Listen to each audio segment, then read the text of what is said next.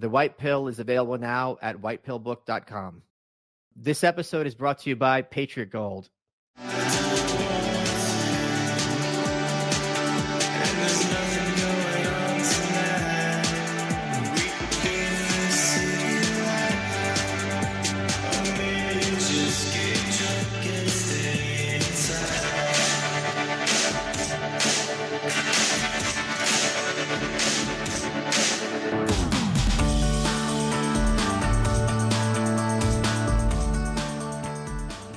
Good afternoon, Michael Malice here. Let that be your welcome for the next hour. We have here a guest who has been long overdue, someone I am very much excited and a little bit scared to talk to. Amanda Milius worked for the State Department under President Trump. She directed and produced The Plot Against the President, which discussed the whole Russiagate nonsense. I hate calling it a hoax because the term hoax to me implies like a prank. Like it's a joke, and right. It's not like there was like surprise, Yeah. It was a brazen lie and propaganda. Yes. But the thing that I also want to talk to you about is if people don't follow you on Twitter, my friend Jackie, who is female, DM'd me and she's like, I'm about ready to propose to this bitch, said bitch being you, because I'm not listen, to quote, tell her I said yes, it's fine. She converted too. To quote the former president, by all means. To quote the former president, I'm not a nice person, but you make me seem like an angel. And we're going to get to the specifics in a minute. But the question I had for you is, how are you so, like of all the people, and the other thing is the whole Trump DeSantis thing, you're going to weigh in on that as well. How are you such grabbing yourself by the nuts and just like punching people in the face? Were you like always this aggressive and like don't give a fuck, or you like a shy kid and then one day something snapped? Like what's the deal? No, I was never a shy kid. Okay.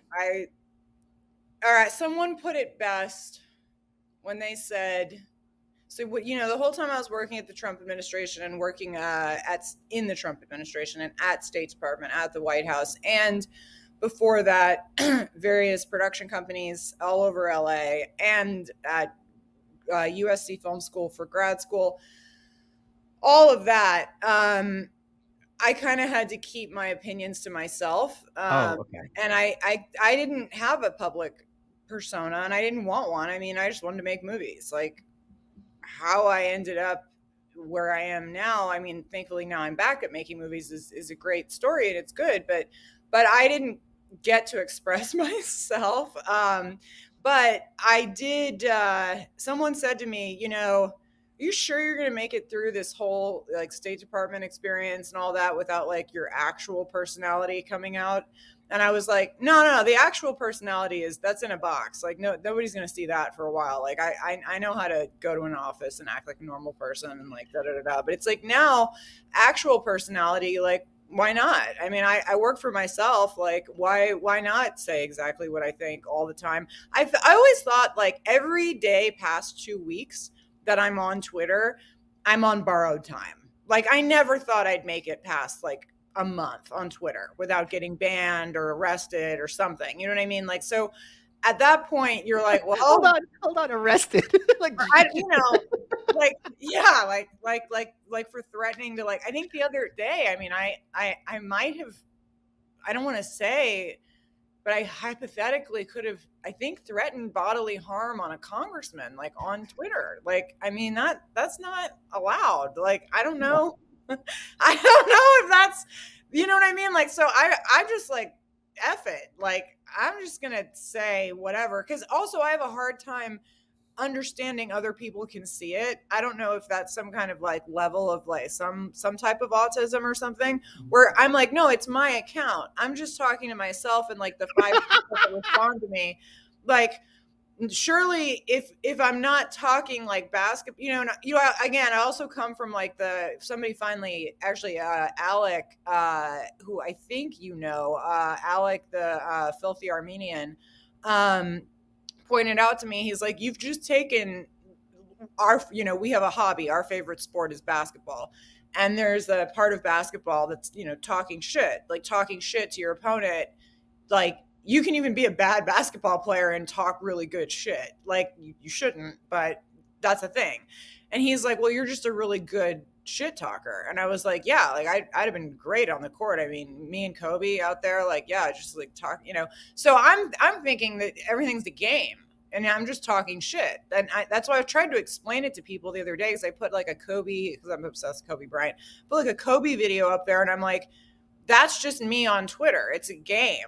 Like I actually had this cool conversation. Suraj Hashmi? Of course, yeah, he's been on the show. Yeah, so Suraj is married to one of my best friends, who I worked with, and I was at their wedding, really good friends, and she's not interested in the Twitterverse, and so he and I like talk crap all the time. I know all the jokes of Suraj and like my wife, and like calling him all kinds of terrible things, and like we were trying to explain to her, because she was like, well, what is like the point of this? And it was like, dude, if you're going to be on Twitter, like, first of all, find your worst self. Find the worst person you've ever been. Find the worst notes from a man who really is how to make my Twitter worse. Yeah. And then like be that person, and you can show no weakness. Like if someone literally says like I only get, I would say, they all like to say, oh, you're triggered. And I'm like, no, I'm calling you an idiot. Like, I'm not triggered. You made a stupid argument. Hold on a second. This is really kind of insane that you're saying this, because literally 10 minutes before you arrived, aspiring comedian, had a very... I saw on your account, they said you were triggered or something. Had a very mild comment. I went ham. I love going ham. 5 minutes later, he's being called like a toddler rapist. They're making fun of his hairline. And he's like, oh, you got triggered. And I'm sitting there and I was just asking this to my producer. I'm like, why is it so fun being mean? Yeah. Like, what is wrong with me that I'm sitting? This guy doesn't deserve it. Then I feel bad. Like, I don't feel bad in the moment. It'll take like 2 days. And I'll have to call somebody and I'll be like, so, you know how the other day I was calling people house Jews? Like, was that too far? Or was that just enough? And they're like, I mean, it was pretty far. Like, it was pretty, like that one, I won't say who it was, but a man that is very wise, who I respect. And look, usually we respect each other's territory. Mine is Twitter. His is like real academia. And he was like, I understand what you were doing. I understand like why you were pissed and that you were doing X, Y, and Z and calling this person out. But he's like, you can't go around calling people Ellis Island house Jews. Like, and I was like, but they are. But and you can. Like, and you can. And I can. And I was like, actually, I can. I was like, and my aunt, and I'm doing it again. Then I'll do it again. And I was like, my aunt's been doing that behind closed doors for, as long as I've been alive. But oh, sorry, my air conditioning just turned off. Hope that doesn't mess with your sound. But he was like, look, can you just observe the Sabbath, please? Like, remember how we talked about there's a reason why we do this? And it's so you don't go crazy and get too involved in things that don't matter, like the issues of men versus the issues of God. And I'm like, all right. I was like, well, it's not, the sun hasn't gone down here yet, so I got 3 more hours of tweeting to do, and then I promise I'll get off for like, the rest of the time, and I won't even drive and whatever you want. And he was like, okay. And I was like, all right. So I made a deal, and I didn't do it. I was off Twitter for the whole rest of the weekend till Sunday, and like, I mean, I'm not taking it down, but like, as I was saying back to the Suraj thing, sorry, I have to apologize to anybody that I ever try to have a conversation with. Like, the ADD just goes squirrel. The story does come back, but it goes the plane lands. It just goes on a joyride. But the Suraj thing, as we were sitting there figuring it out, we're like, yeah, be the worst person you can think of. Say everything that first comes to mind. Never reread a tweet. Never. If you correct your grammar, what are you doing? Like, people come at me and they're like, well, somebody doesn't like commas. What website is this? Yeah, you tell them, and that person's name was Gertrude Stein. Yeah. Yeah. That person's name was Gertrude Stein. She didn't use commas. Wait, so let's take a deep breath. Let's take a breath.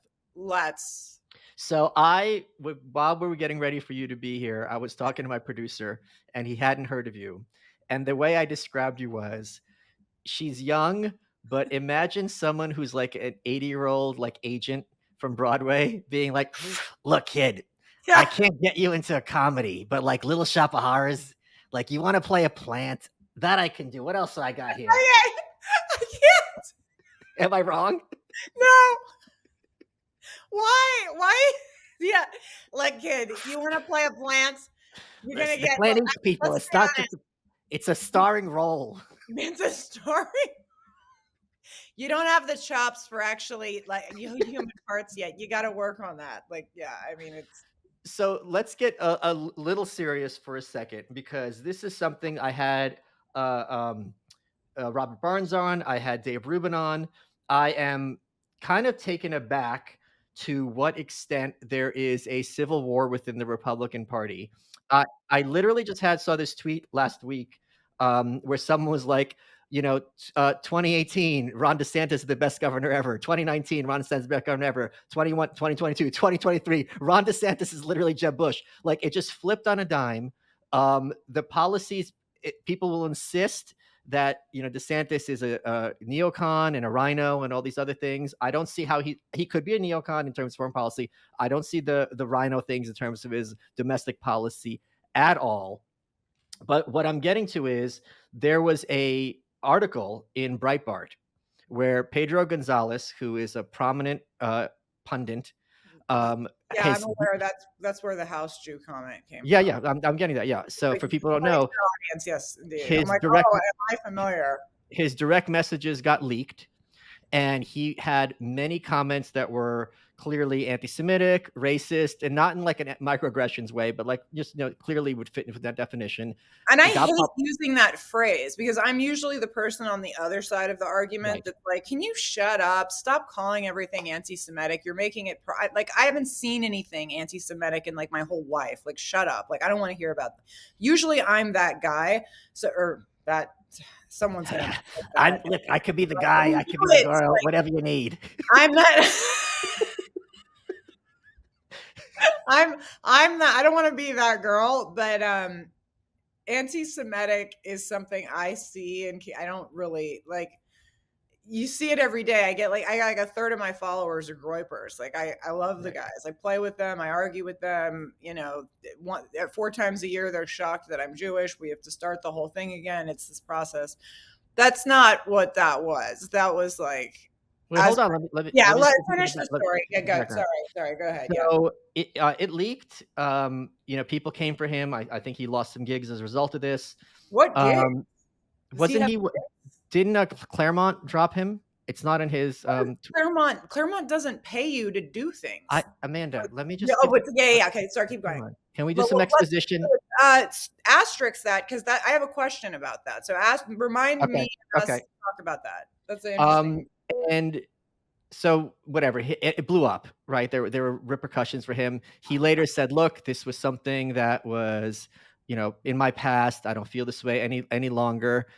And then I'm going to read some of your tweets because they're so le mot juste that I can't even. I don't want to paraphrase them or anything like that. Let's just go. And the thing is, you called out people, and I have not talked to them about this, by the way. I have not brought it up with them. I'm not running interference. I want to hear more of your perspective, because I think you're more central to this space in terms of the intra-Republican politics. Which is weird, because I could. The last thing I'll say, and I swear I'll stop interjecting for the next at least 10 minutes.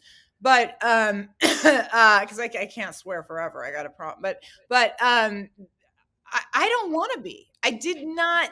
I'm out. Like, I consider anybody who's like not in an actual administration or campaign or getting paid to be a surrogate not in politics. Like, I work for my film company, and that's my job. I do Twitter at night with my tea and my cigarette, and like to entertain myself in an Uber. I don't consider myself. I no longer want to be in this mess, and I kept saying that, and things were were calm, and I was like, oh, this is cool. All of the friends are going to stay friends, but they're going to be on different sides of things. And then it all blew up. And then, yes, I took a pretty big role in escalation. So sorry, carry on. Yes. Okay. Folks, if your business earns millions or even tens of millions of dollars of revenue, stop what you're doing and take a listen, because NetSuite by Oracle has just rolled out the best offer they've ever had. It gives you the visibility and control you need to make decisions faster. And for the first time in their 25-year history, as the #1 cloud financial system, you can defer payments of a full NetSuite implementation for 6 months. No payment, no interest for 6 months, and you take advantage of this special financing offer today. NetSuite's #1 because they give your business everything you need in real time, all in one place, to reduce manual processes, boost efficiency, build forecasts, and increase productivity across every department. And having all that info in one place allows you to make better decisions. More than 36,000 companies have already upgraded to NetSuite, gaining visibility and control of their financials, inventory, HR, e-commerce, and more. If you've been sizing NetSuite up to make the switch, then you know this deal is unprecedented because there's no interest and no payments. So take advantage of this special offer at netsuite.com/welcome. netsuite.com/welcome gets you the visibility and control you need to weather any storm. That's netsuite.com/welcome. Hey guys, Michael Malice here. There's a documentary that came out that I actually watched and I tweeted about, and I'm happy to endorse because I think you'll learn a lot from watching it. It's something that dovetails a lot with the work that I've done in the past.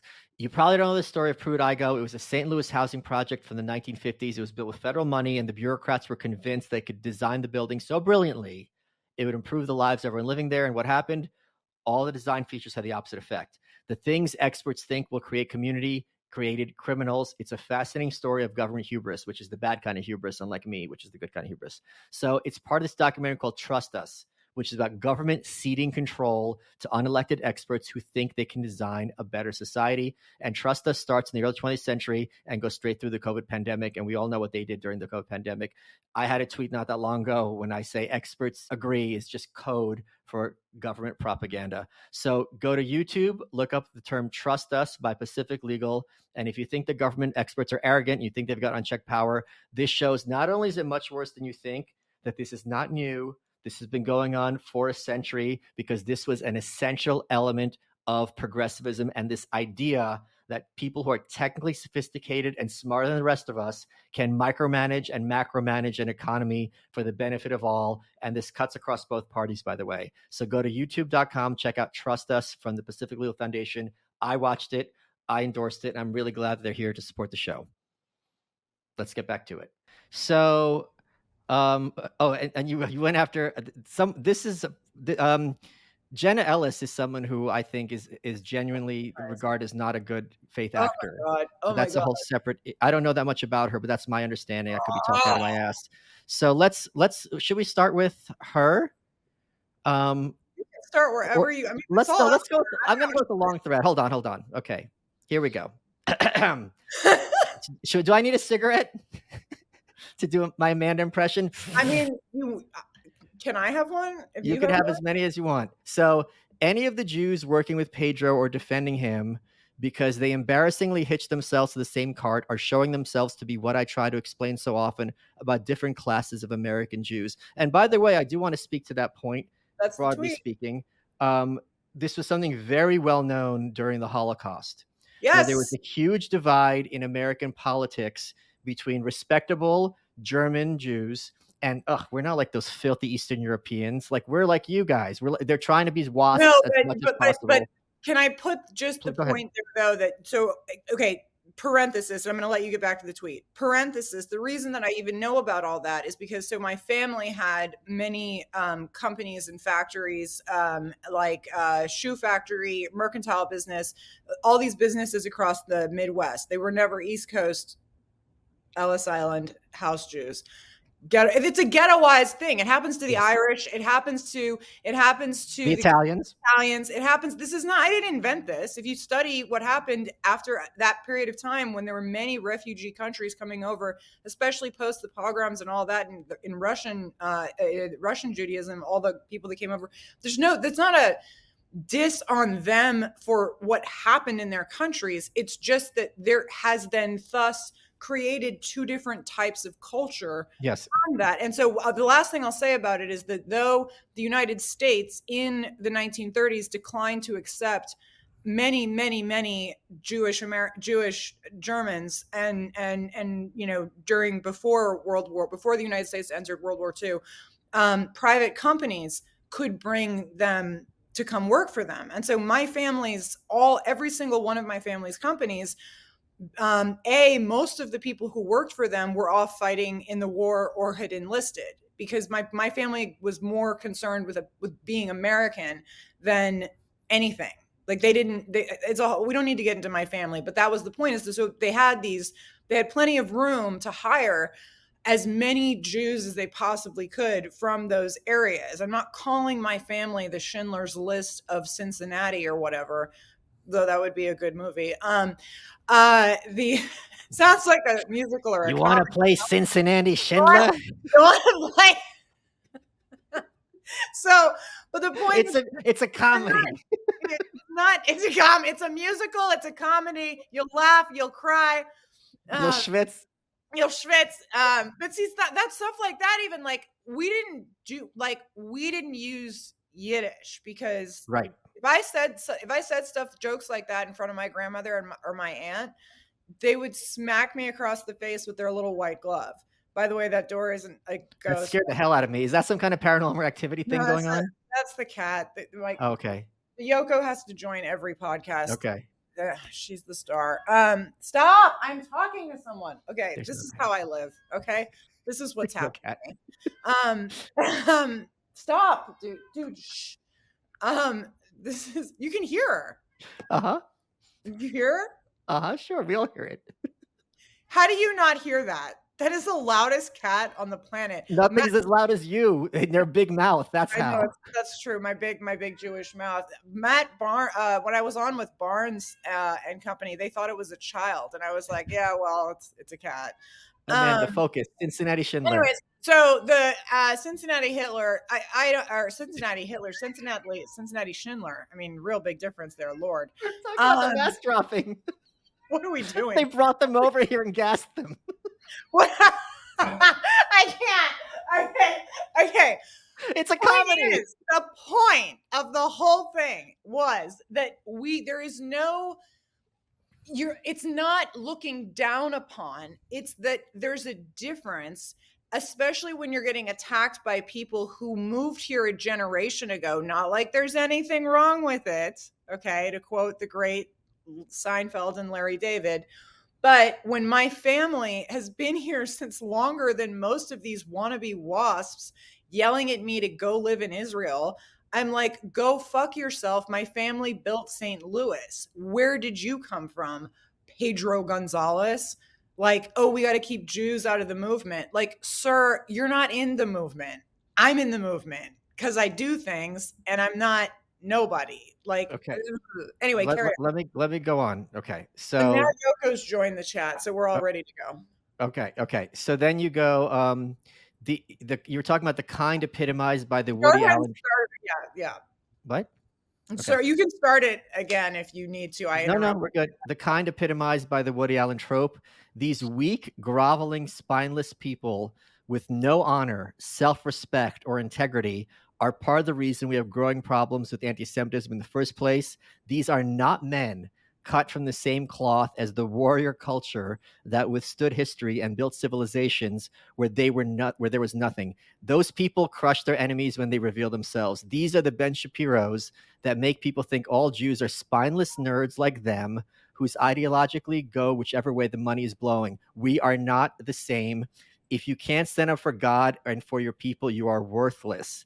God has told us this over and over. Or do you just wear Judaism in the category? Is that not who you are?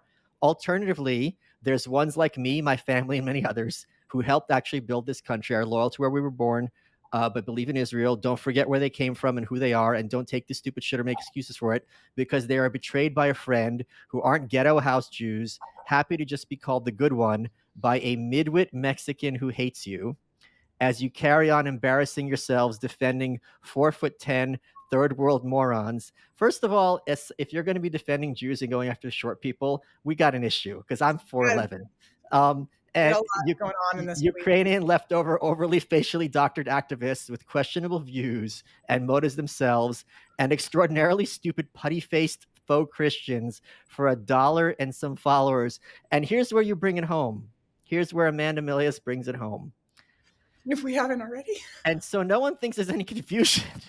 My concluding thoughts above refer to at Pedro, at Will Chamberlain, who's been on the show, at Dave Raboy, been on the show, at Ruben Report, multiple guests, at Josh Hammer, I've not had him on, Christina Bashaw, who's left me on red, Jenna Ellis and Ron DeSantis for making a spectacle of kissing ass in Israel, not the first time, while having nothing to say about the Pedro article. So can you break down a little bit what you think they should have done differently and why this seems to have bothered you so much? Because I think there's a broader point here. And I think the issue of respectability politics is not at all exclusive to the Jewish community. This has been an issue in the Black community since the 1910s with W.B. Du Bois and the Talented Tenth. In the Harlem Renaissance, there was something called the paper bag test, where there were certain social groups, and if you were darker than a paper bag as a Black person, you weren't allowed to join. So this is the same thing with Asians, where you have the Koreans, they're looking down the Filipinos. Or maybe I'm misreading you. I would love to hear your thoughts on this. Okay. So what I'm saying, so that tweet I did as a little bit more of a social test. Again, I have a mild amount of forgetting that everything is public. Okay.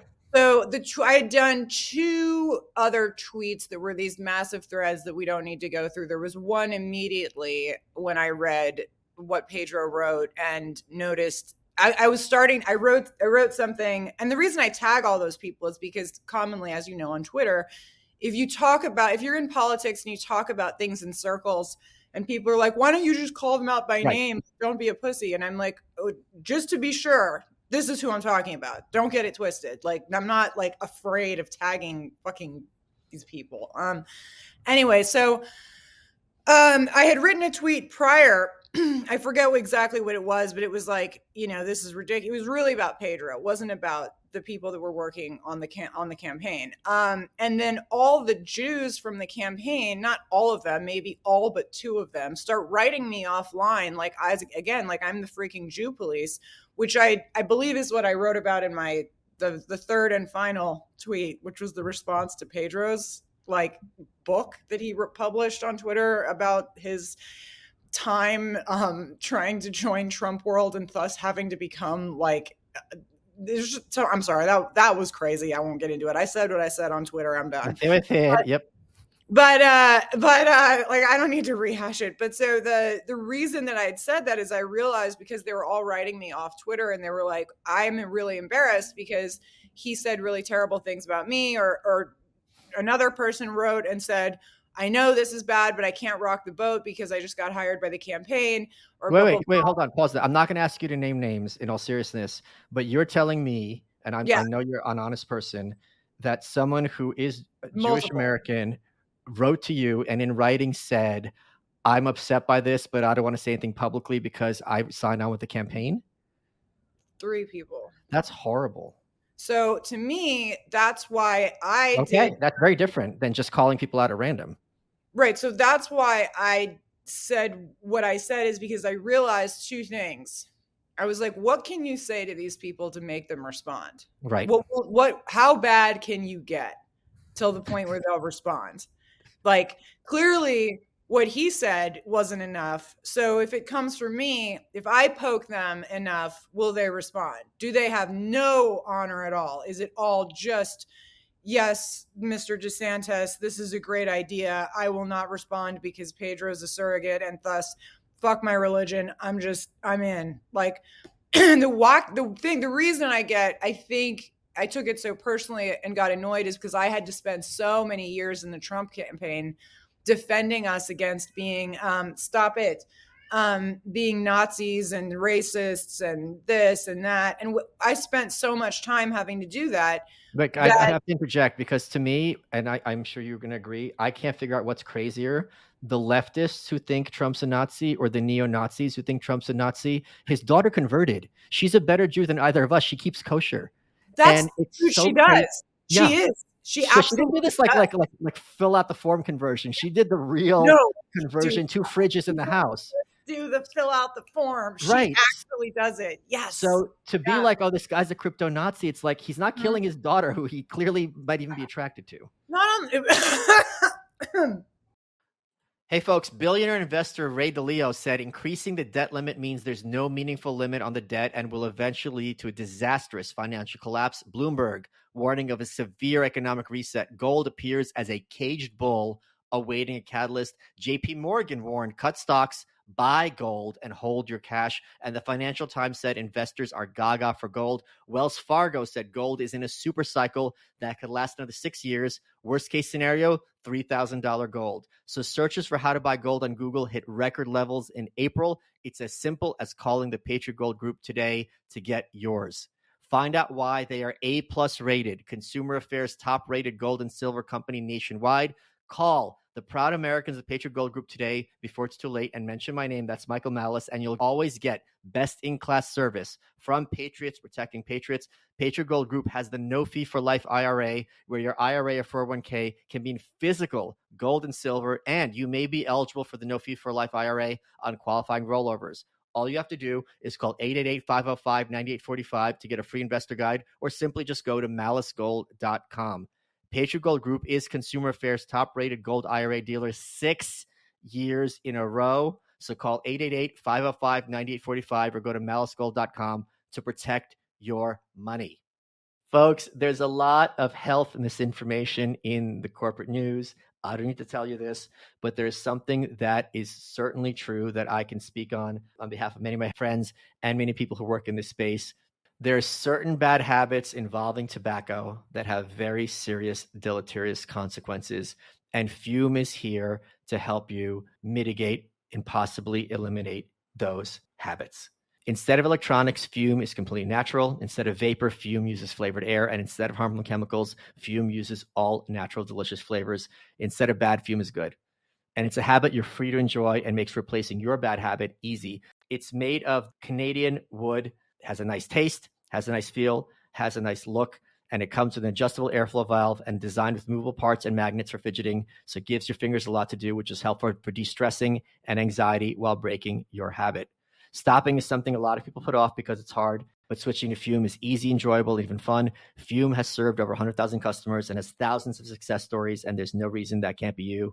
Join Fume in accelerating humanity's breakup from destructive habits by picking up the Journey Pack today. Head to tryfume, F-U-M, and use code MALICE to get 10% off.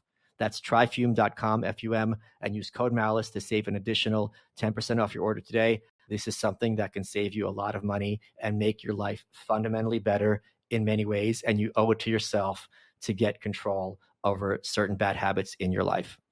Let's get back to the show. Anyway, the point is that, yes, I was absolutely so sick of doing that. Then I'm like, okay, so then, and again, I would preface all of this with, I liked DeSantis. I knew him when he was a congressman. I helped him do stuff. Like, I mean, when we were traveling, we did the opening of the embassy in Israel and all that. Like, I would have voted for him wholeheartedly. I would have been in 2028. Like, I still, look, I am so black-pilled. Nobody's winning. I mean, the country's over. So who gives a fuck? But okay, you're going to come to Austin sometime. We're going to go out. We're going to get inebriated, and I'm going to I don't drink. I didn't say drink. Oh. And I'm going to prove to you that America is not over by a long shot. Well, I'm coming to Dallas, so I'll meet you in Austin, and I will accept your invitation, and I will give it a fair hearing. I can turn you around in 10 minutes. Okay. So I've had other people tell me that too. Point is I don't want to get involved in this. I've done this twice now. I did 2016 and I did 2020. It's like, how many times do you need to get beat up before you leave the guy you're with or something? It's not it has nothing to do with President Trump in that way. It's politics. Yeah. Like, I'm done. I was never meant for this in the first place. I was meant to like make movies and like whatever. I don't know what else I was supposed to do, but I had no business doing this. But so the point was, I was like, okay, so that tweet, I was trying to push them as hard as I could to see, will they stand up for anything? Like, will they tell me to fuck off? Like, will they tell anybody to fuck off? Like, will they stand up at all?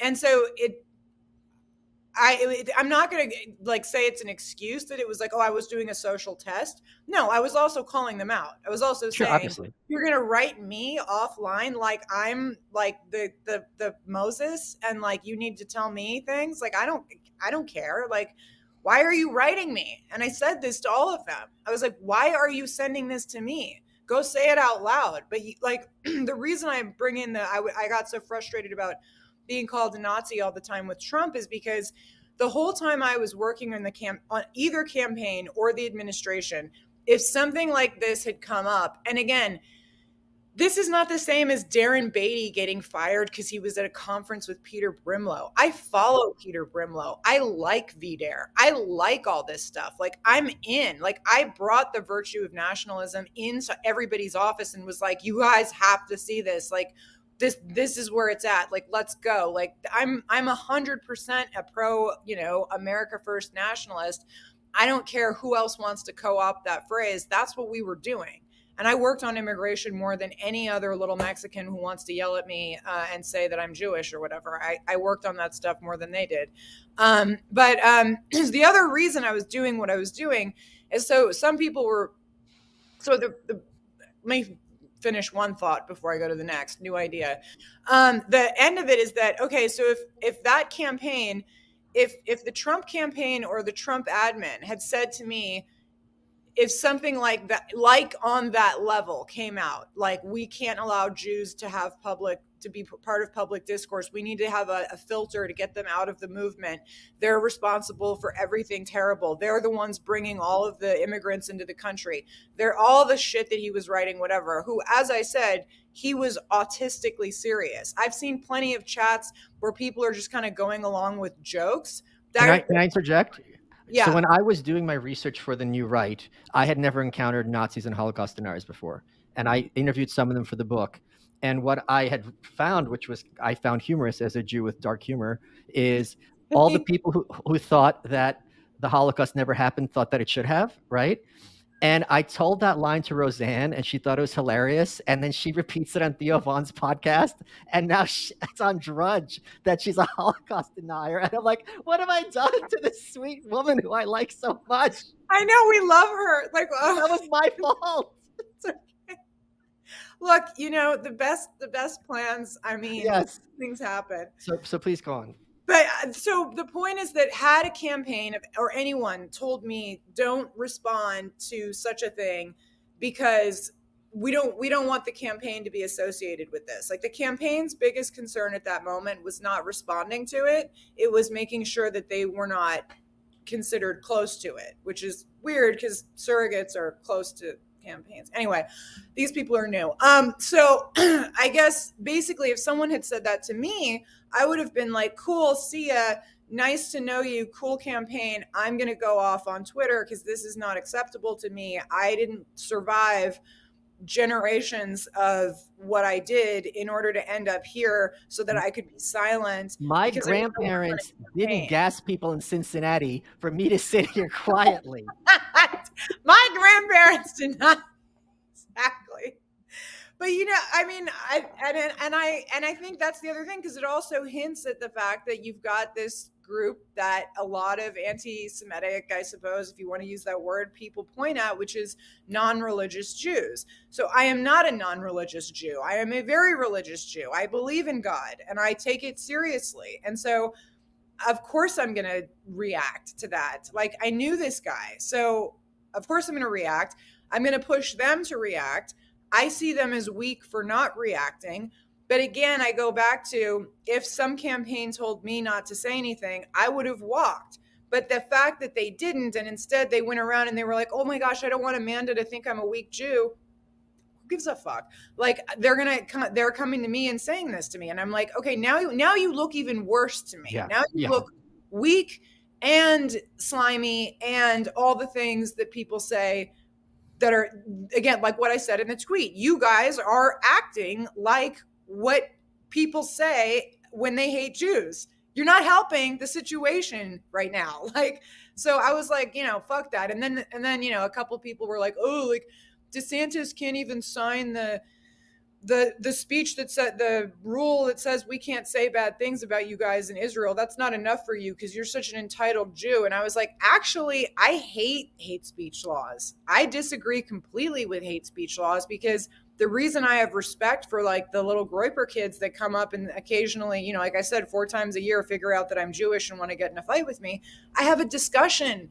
We have an argument, we play, we don't play, we get mad, we do things. It's like you solve something there. At least there's a discussion. It's not all underground like with Pedro where he's asking me for favors during the years that he's writing this stuff.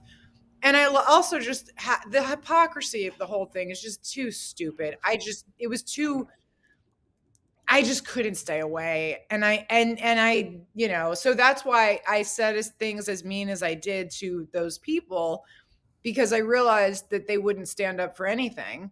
And I was like, you guys are making it worse. Like you clearly are not religious Jews. Like you are literally letting this, you're more afraid of rocking the boat of a campaign that is going to lose. And again, I'm not saying that from a position of being like, I'm fine with DeSantis. Like, I don't care. Like, I knew him. He would have been the guy, if he'd taken the baton in 28, fine. He would have been absolutely the next viable candidate. But the fact that he has to run now because Trump has made the decision to run, you just do any political math and you're like, well, you're just splitting the base and you're just, in my opinion, but I'm not here to talk about, DeSantis's viability or not, because at the end of the day, I don't really care. Well, I think the DeSantis argument, which I had your opinion, and someone made this point to me. I'm like, this makes a lot of sense. The DeSantis argument is Obama in 2008, where it was Hillary's turn, and he's like, yeah, fuck that, and he actually got the nomination, and he got a much bigger victory than Hillary would have gotten if she had won in 2008. Hold on. That's the argument. Yeah. The more germane question is, did any of those people that you very publicly called out, if they name names, respond to you either publicly or privately? No, I think one of them blocked me. The other ones just haven't said anything. Okay. Are you surprised, hurt, angry? No. Okay. No, I'm not surprised. I mean, if they're that, they've put all their eggs in this basket. And again, the other reason that I kind of went after it is because I've known these people a long time, and they're always on the periphery of the campaign, the admin, of like whatever the thing is. They're going to the conferences, they're at the hotel for dinner. They're not really doing anything. They're just around something. And it's like, okay, so now they found this thing. They all are in Florida. So they're like, here we are, we're in it. We're like Team DeSantis. Like we're doing things, like we're taking pictures with congressmen and like, we're like, and I see that and I'm like, oh, like, okay, like have fun with that. And I just am kind of like grossed out and like, and then some of this stuff. And then, I was a little bit primed to go off because, a couple of weeks before, some of the bigger, far bigger accounts than mine, like, the guys had all sort of agreed they're not going to get in fights over this. And like, people are going to be cool. And I was like, how cool? I was like, yes, that's how we should be. And then like they start, everyone's going to say they shot first, right? Sure. Like it's a gunfight. So, I being friends with more people who have stayed, I guess, in what you could call the Trump camp than not. Though, like I said, I don't consider myself in any camp. I mean, obviously, I'm not in the DeSantis camp. Like, are you more of a camp guard than a camp prisoner? I'm more of a camp guard. You give me a couple of cigarettes, maybe you get out. I've always said that. I've said since the beginning. I've always been like, no one has to ask who the weakest link is. I was like, if we all end up in a gulag, I will tell you guys right now, I will sell every single one of you out for a pack of cigarettes and a blanket. And I will do it I don't give a shit. And I'll negotiate on the blanket. I'll be like, it was him. I don't give no, I am not good in discomfort and without cigarettes. I'm sorry. Like, and they can just know that. And there's I come from a long line of people who know what time it is and when it's time to get the hell out. So anyways, but yeah, so I know some of those people have not reached out to me. I don't expect them to. The only person who did reached out through a mutual friend, and he was hurt by what I said to him personally. And so through the mutual, or no, I think I said to him, hey, sorry, got a little rough there. Like, we're good. Like, we'll go get coffee or something. It's fine. Because I'm not trying to not, to disown people. I was Sure. more trying to publicly. I was just disappointed because, again, I am not one of those people that sees a groiper or an anti-Semite behind every rock and is like, oh my God, like, you need to, like, I hate that. Like, that does not help. Like, it's just also like, usually if you can have a conversation with people, you find that you have 90% of the same disagreements. It's always the thing I always ask, like, But I but think uh that sorry, sometimes the anti-Semitism is gotten really, really stupid. And just one example that happened recently, I was just like, you've got to be kidding me. I had a quote from Ayn Rand that I posted that was her like bashing government and communism, and someone replies, "Well, her real name was Alice Rosenbaum," and it's like, you got me. Alice Rosenbaum hates the communists. Like, what? It's like, what? yeah, I saw one, yes, I think it was today, and I was like, I was this close to responding, and I'm like, I literally have to get off this topic because I'm Yes. bored of myself. I'm bored of my own self. Where it was like, they were like, well, I don't know. It was like some long list of things that the Jews controlled or whatever, and I almost wanted to say, bro, you forgot the weather. Like, the most obvious one. Like, you forgot that, like, and I'm bored of it. I'm exhausted of it. I'm never going to be one of these people that's like out there just being like, oh my God, like you said, like one thing that was like distasteful. Because, like, to be fair, I actually, I get the chat culture. People may be surprised that I myself have an alt or two.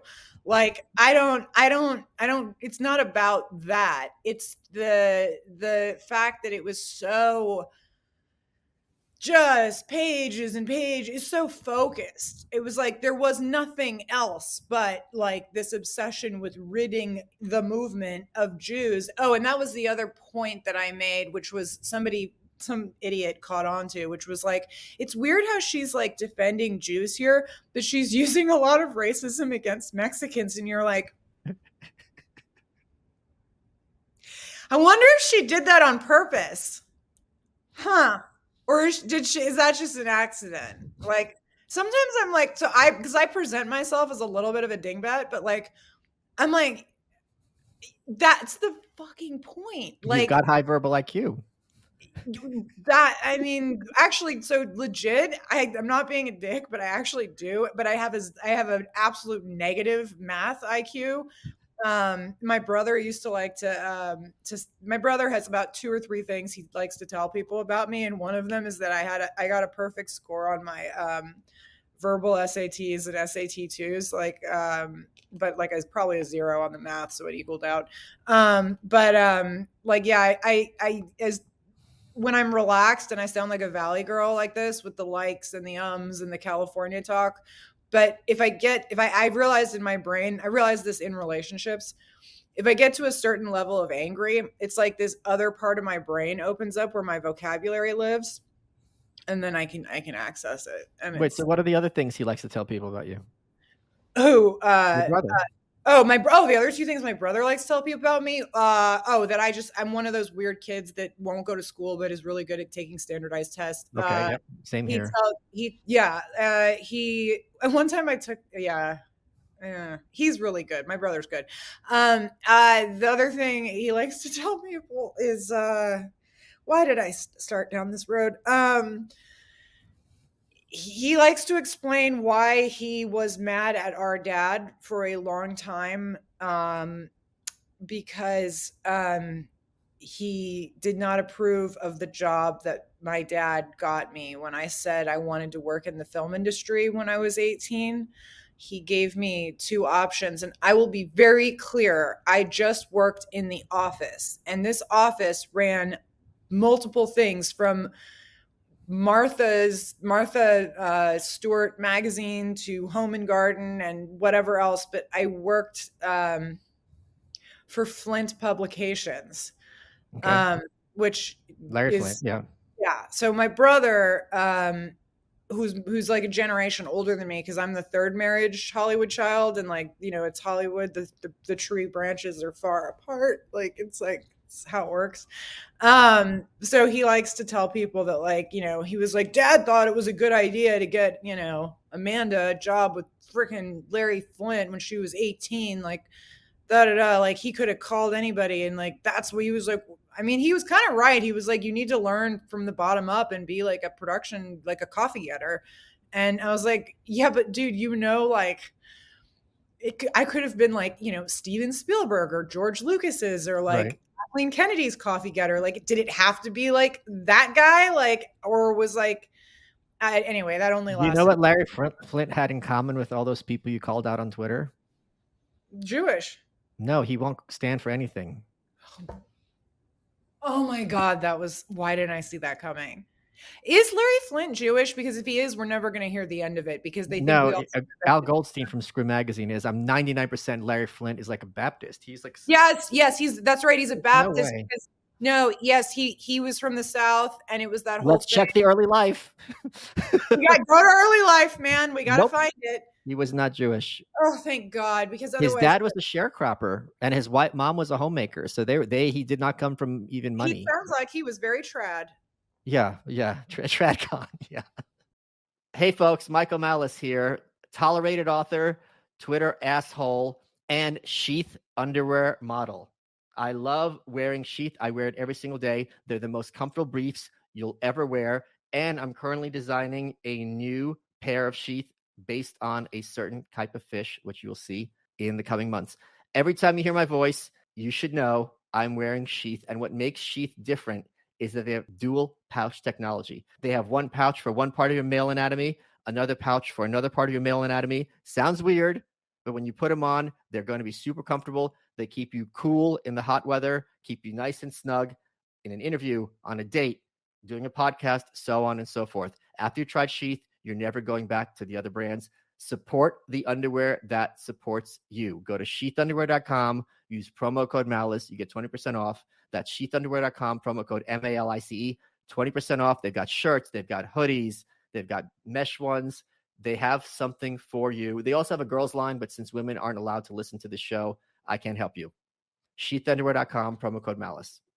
Folks, your welcome is brought to you by Progressive Insurance. Hey, whether you love true crime or comedy or celebrity interviews, news, even motivational speakers, you call the shots on what's in your podcast queue, right? Guess what? Now you can call the shots on your auto insurance too. Enter the Name Your Price tool from Progressive. The Name Your Price tool puts you in charge of your auto insurance by working just the way it sounds. You tell Progressive how much you want to pay for car insurance, then they'll show you a variety of coverages that fit within your budget, giving you options. Now, that's something you want to press play on. It's easy to start a quote. You'll be able to choose the best option for you fast.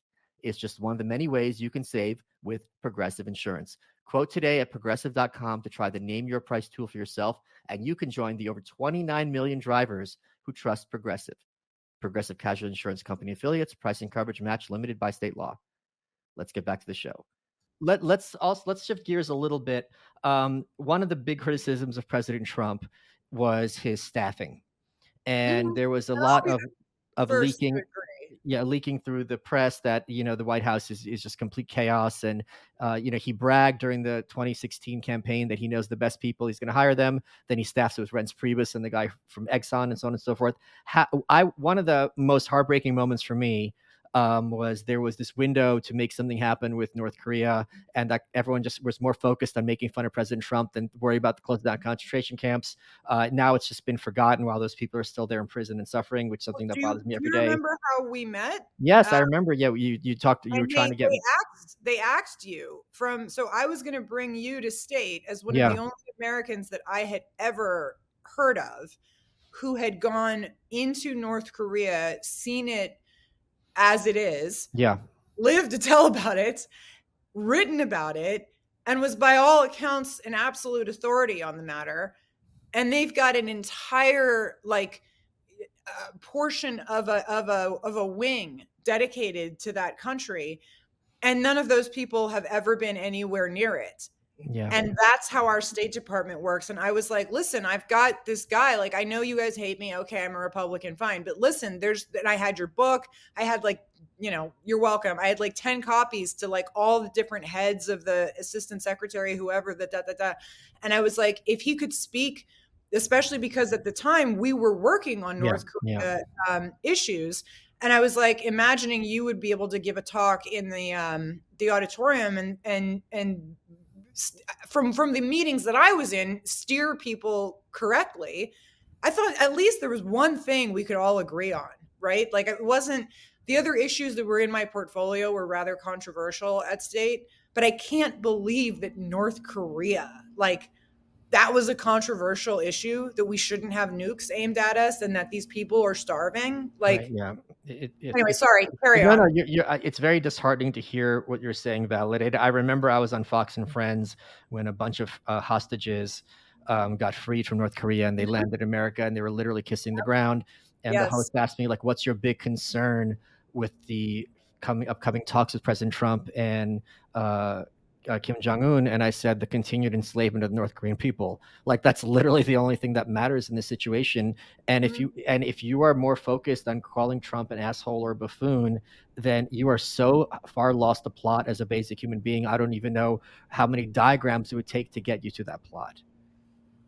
And it's just one of the horrible things about bureaucracies and the nature of how evil foments in these organizations. Everyone has their little beat and their little desk, and they're very protective of that territory, and they don't care.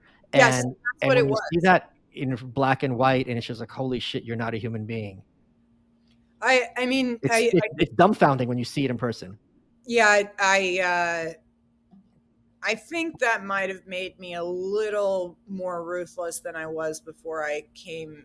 I was always a little bit like this. Like you said, were you always like this, or did something happen to you? Yeah. But I was always like this. But then, like, seeing, okay, that situation at State followed by several others of a similar nature, maybe not in the country that you were an expert in, but one that was in my portfolio.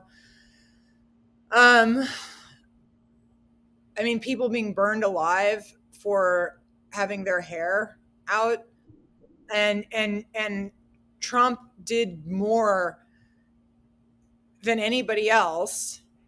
And we're still going to play American politics while the rest of the world burns. I got pretty disheartened. I got to admit, like, I like to pretend I knew what I was getting into because I was a news junkie, and I was an InfoWars junkie, and I was a Drudge Report. Yeah. All the things, right? Like, whatever you want, like Last Refuge or anything. I don't know, like that, all the stuff that like you consume at that time, 2020, from Obama, the last Obama admin, when basically for me, it was when I was old enough to react to Benghazi and on is what kind of made me a political person.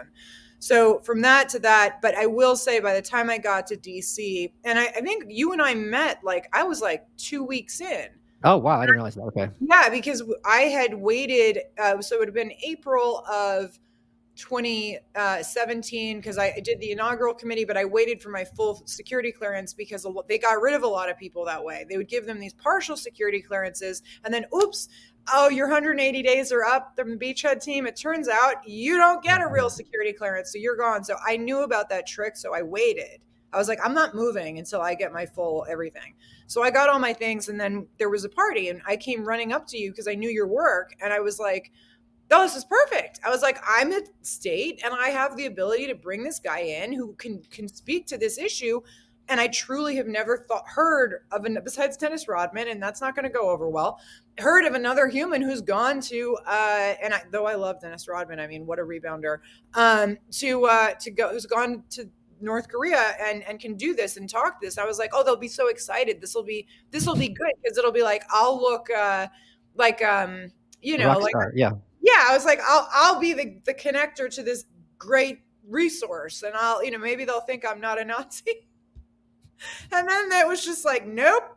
Not only do we not if he's even associated with you or this administration or anything that could resemble libertarianism or the right or anything besides just like full on like Democrat communism.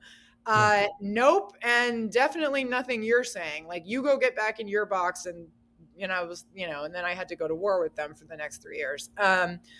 But yeah, I mean, it's a real shame, I got to say. And so that was a bit of an Alice in Wonderland kind of tumbling for me. Like, these people don't actually, they have, most of them have human rights somewhere on their business. Of course, yes. Of course. And they don't give a crap. They do not give a crap. It's, it's really sad. It's very sad. That's like how Hannah Arendt very famously coined the term the banality of evil. Oh. And I make this point all the time that people think evil is a guy with a crazy mustache banging his fist on the desk. And it's not. Things. It's that little bureaucrat. And this is his beat, and it's been his beat for 20 years. And you're not, who the fuck are you, Hollywood bitch? You're going to come in my office and you're going to make a difference and show me up? Get the fuck out of here. I don't care about I care about the concentration camps. Look, it says human rights on my letterhead. You don't know what you're talking about. Yeah, I was so dumb. I was dumb. It's not that you're dumb. It's that you want, I bet you I could guess what you were thinking, which is you don't want to think that you could look at this face to face and this is real, because it's so removed from just the very basic human decency that it's just like, how can you look in the mirror? Because you're not dumb, the person you're talking to. They have a mind. They're not like just complete mouth breathers. Yeah, you're right. And I was like, and you realize also the structure of it. They change jobs every 4 years, so they can gain experience. Yeah. The whole thing is like a Make-A-Wish Foundation. It's not actually to do anything. Like, if America really wanted to do anything positive in the foreign policy landscape, they should sell the building, empty it, sell the furniture, maybe have like a trailer in the parking lot with a satellite dish and like 6 people. Start from there. Do that at the FBI and everywhere else and just be done with it. And that would be the only thing it's not fixable from the inside. And okay, this actually ties back, I suppose. 6 people. All right, go back to Russia, Natasha. Listen to this big government freak. Natasha. You heard me? Yes. So this actually does go back to the DeSantis thing, which I will avoid for the rest of the time, because I don't want to be the person that's like the middle of the whole thing, although it's hard not to when they keep doing this. Dude, but what about that weird gay video? We can talk about that later. But the thing that I initially got into it with folks on was, there was some guys who were like, yeah, well, Trump just didn't have the will, and his administration just didn't have the balls to fire all the bureaucrats. And I was like, oh, God. I was like, okay, guys. I was like, I don't know how to tell you this, but it turns out the government doesn't work like it tells you it does in your pocket constitution. You can't just go in there and go, I am the president and I order X, Y, and Z, and it will happen. Even if you have the best plum book, right, which is the president's hires, the best plum book, if you really did have the best people, which I don't know where they're going to find now, because they've shat on the whole administration that actually figured anything out. And their team is drowning in a boat in Florida.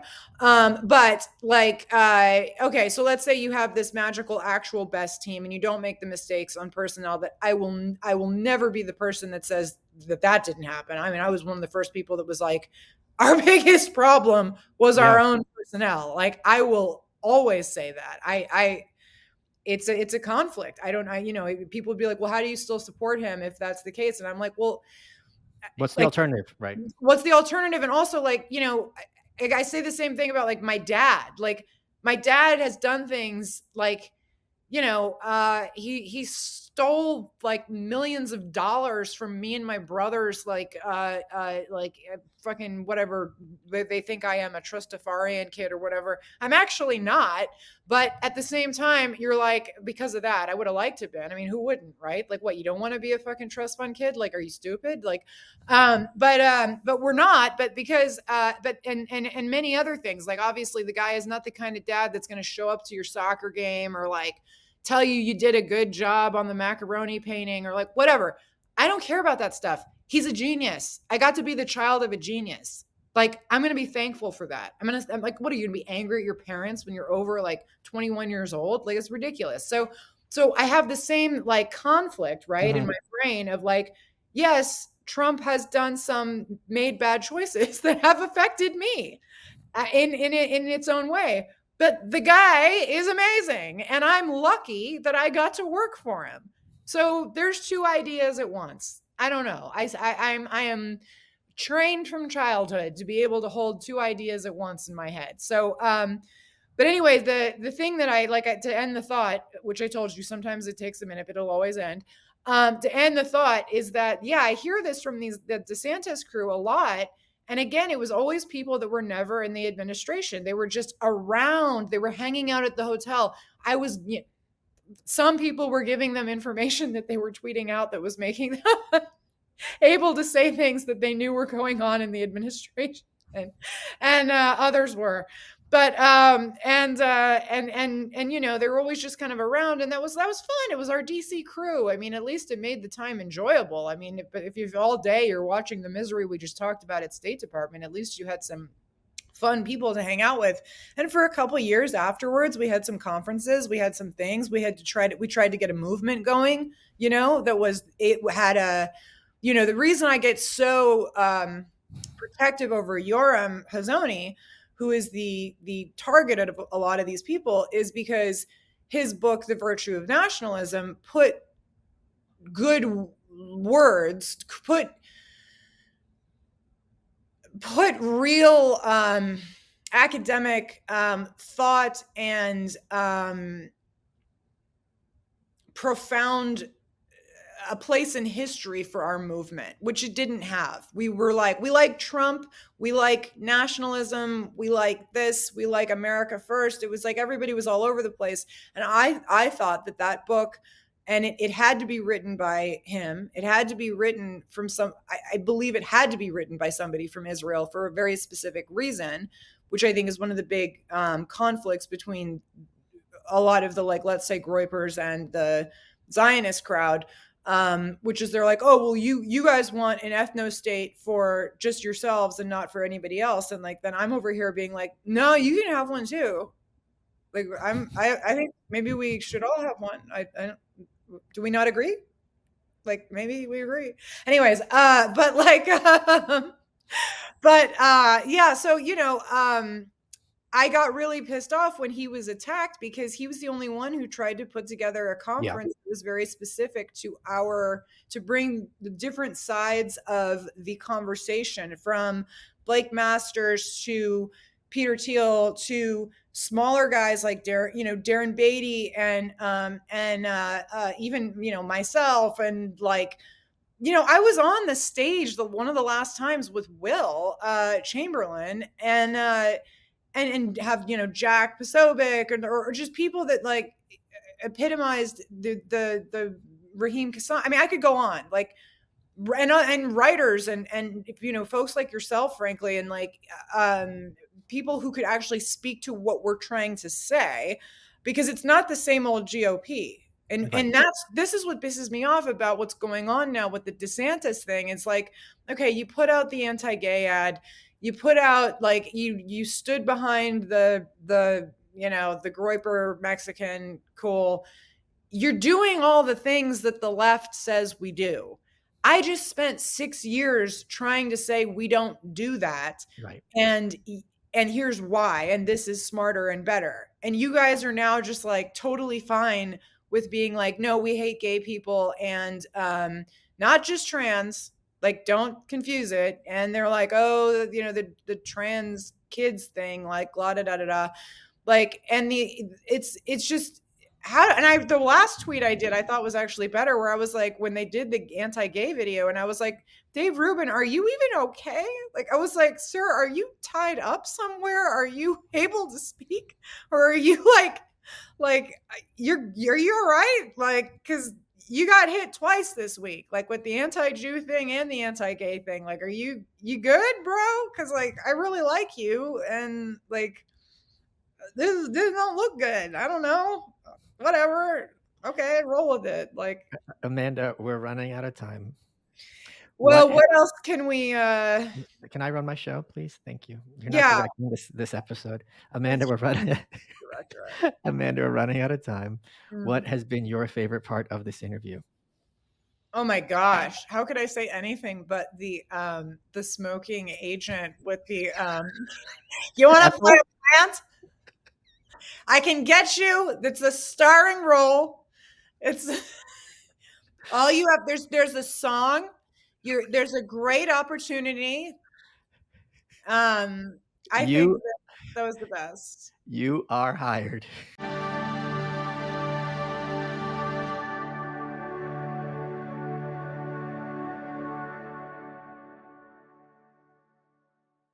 Have you ever heard that story that Napoleon used the Egyptian Sphinx for target practice and shot its nose off? Or maybe you've heard that a French astrologer named Nostradamus correctly predicted nearly 500 years of human history.